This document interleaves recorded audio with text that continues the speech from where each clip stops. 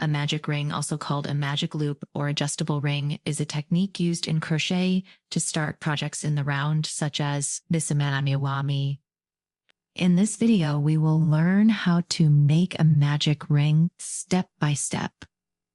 Step 1, wrap it once around your pointer finger and middle finger, and it crosses in front of your fingers and form a X.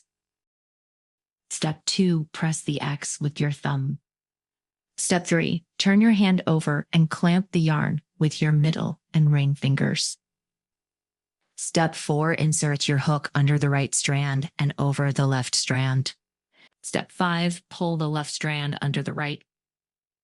Step 6, turn your hook to create a loop on the hook. Step 7, insert the hook under the working yarn.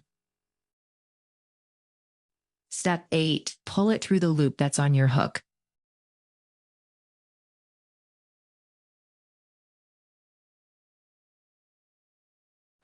Step 9, pull the yarn tail to adjust the circle size.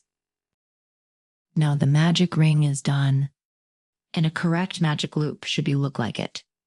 If you can let go of the magic loop and everything stays intact, you've done it correctly. Thanks for watching and happy crocheting.